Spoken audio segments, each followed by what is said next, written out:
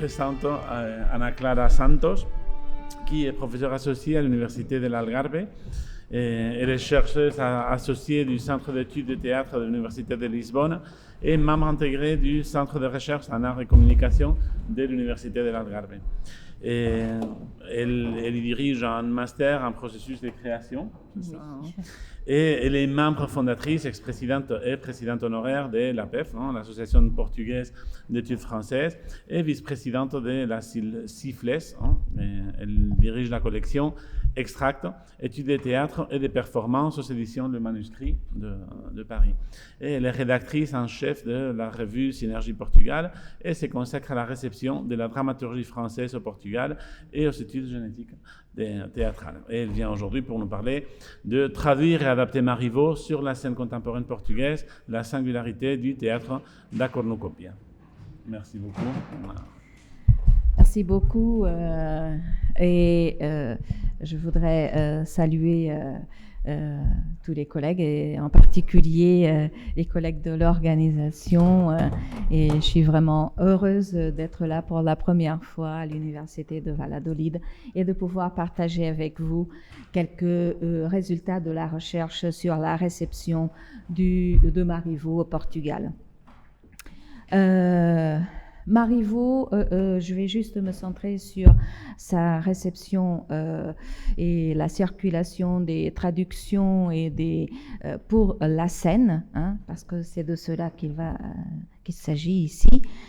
Comment les textes de Marivaux ont circulé au Portugal au XXe et à quel moment et comment une troupe, une des troupes les plus anciennes du pays, le Teatro da Cornucópia, une troupe à Lisbonne, s'est intéressée à plusieurs reprises pour le théâtre de Marivaux et on va voir ce qu'ils en ont fait.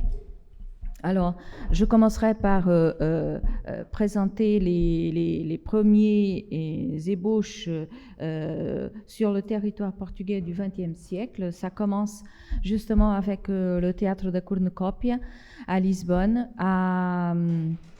avec deux projets qui vont associer le théâtre de Molière, qui est à l'époque très connu au Portugal depuis le XVIIIe siècle. Donc c'est un dramaturge, peut-être le dramaturge français le plus joué sur le territoire national.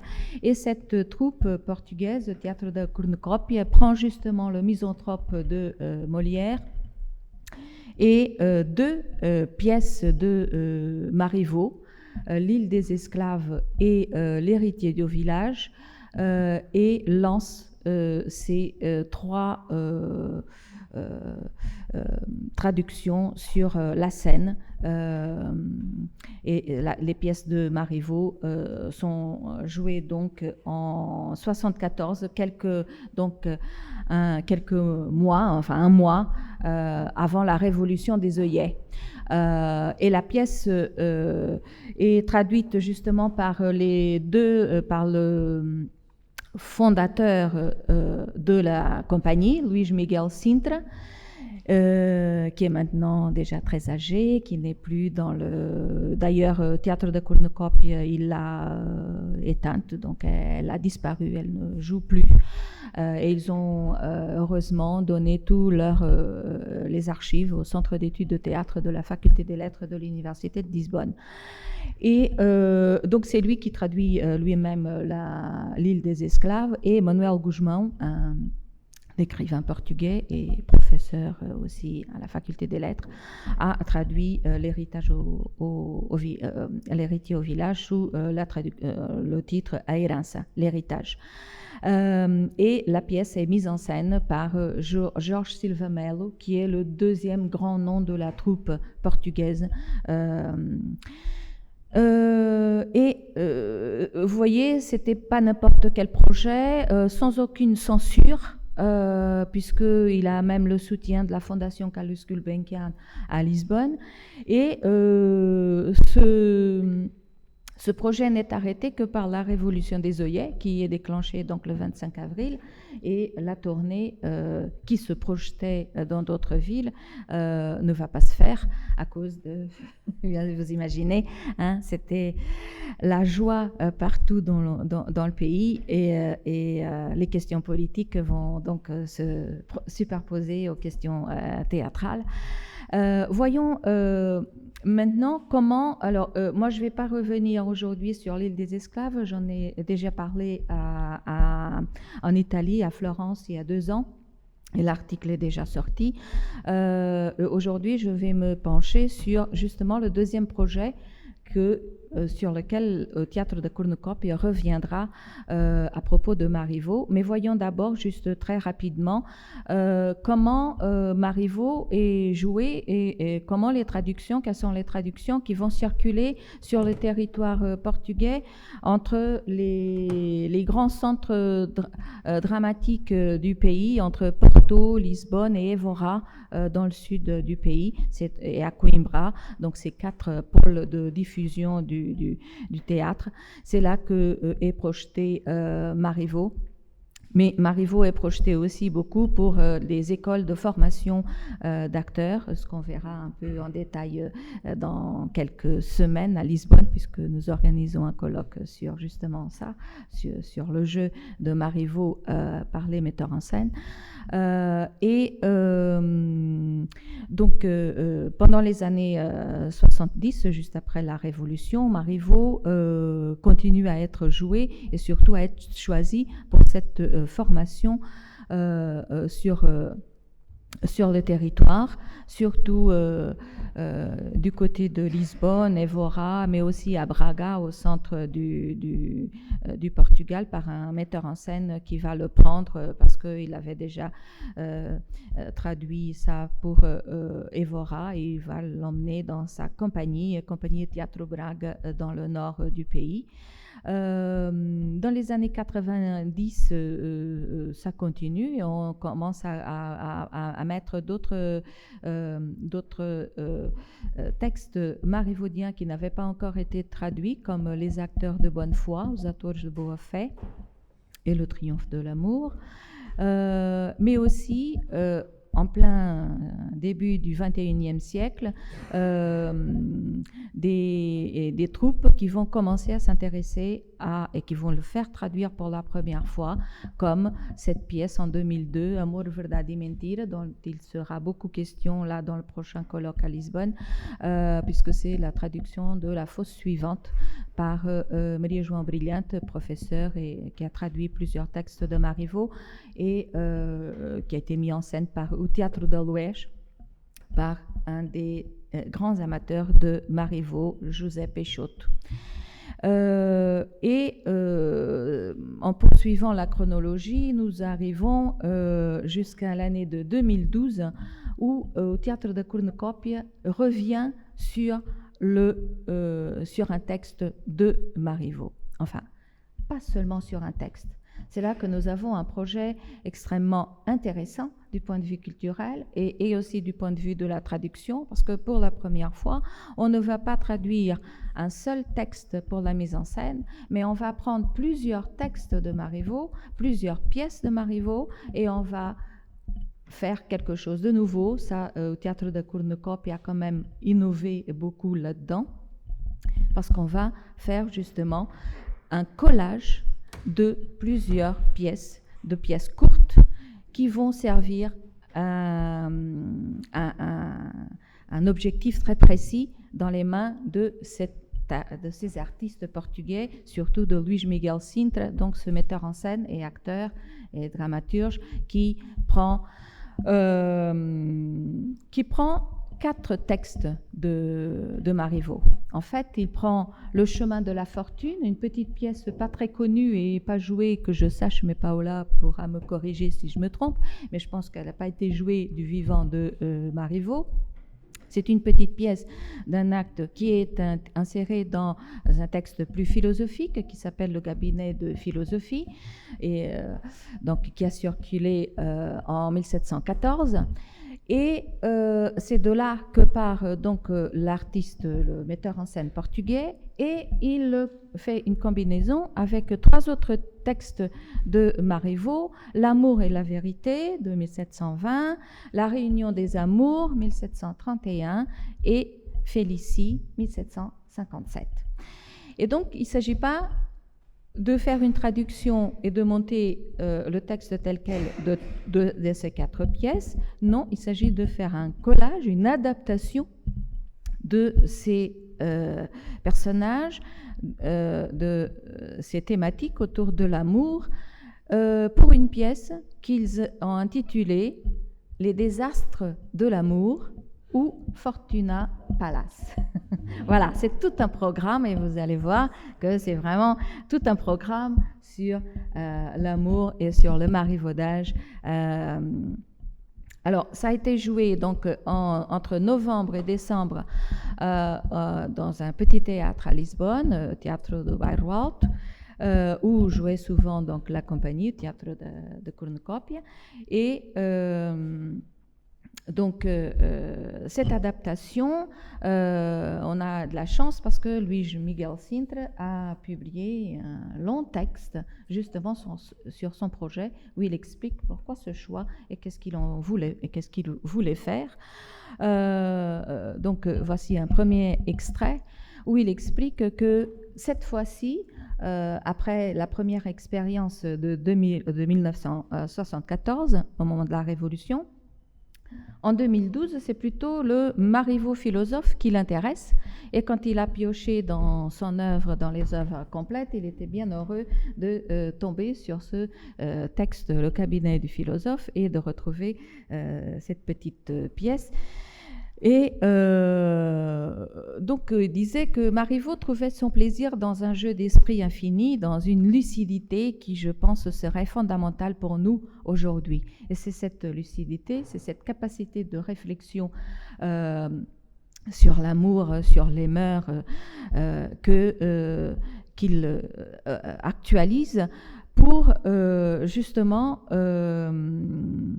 construire ce programme, comme il dit, avec un programme d'action semblable à celui de l'un de ses premiers personnages, celui de la vérité, qui formule dans l'un de ses premiers textes dramatiques, donc que nous avons utilisé comme prologue à notre spectacle. Et ce prologue, c'est ce que je vous ai mis là, c'est les premiers mots donc d'un texte qui marque le prologue, le début du spectacle. Et ceci n'est pas le texte original de Marivaux, hein, ne vous y trompez pas. Ceci est une traduction en français de la traduction portugaise faite par l'artiste portugais, où il met en place, juste au prologue, donc vérité et amour.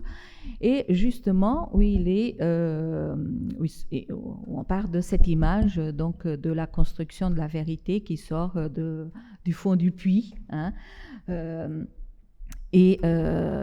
Donc il dit je suis venu vérité, je suis venu pour réaliser un projet de vengeance, vous voyez bien, c'est là que je vais m'enfermer. Et Amour lui dit mais c'est donc vraiment, c'est toujours vrai que l'on dit que la vérité est au fond du puits, et comment comprends-tu que c'est là que tu te vengeras?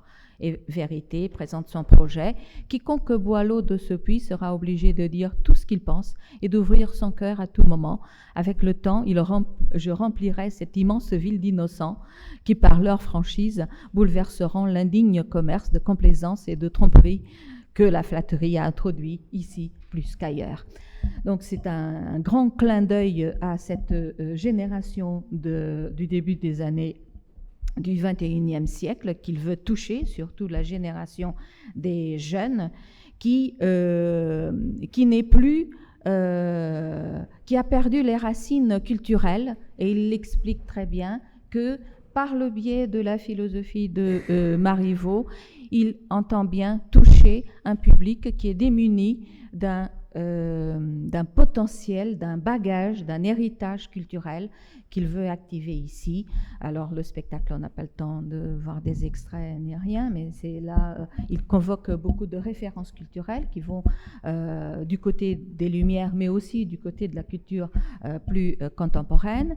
C'est vraiment, comme il explique, dans la rencontre des amours, que Marivaux a tenté d'écrire une autre petite pièce dont les personnages sont les anciens dieux de l'Olympe, si souvent représentés dans la peinture de l'époque pour prendre les scènes galantes, décoratives et exquises. Un frisson de décadence qui seule la mélancolie des meilleurs peut transformer en image d'une danse de la mort douce et inconsciente, un embarquement d'un certain charron qu'un certain charron a préparé. Car c'est dans cet univers de vide culturel, de disputes pathétiques entre deux dieux qui symbolisent en principe la même chose, la chose la plus humaine que l'on connaisse, et tout le monde a dû l'inventer, l'amour. Donc c'est dans cet univers de décadence monstrueuse que nous avons choisi d'habiter le parc où Félicie cherche le bonheur.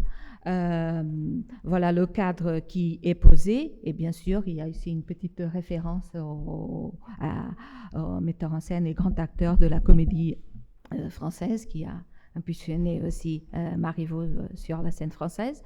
Et voilà, je ne sais plus si j'ai tellement le temps, si je dois accélérer. 6 non. minutes. Hein. D'accord, 5 minutes, donc ça va aller. Merci.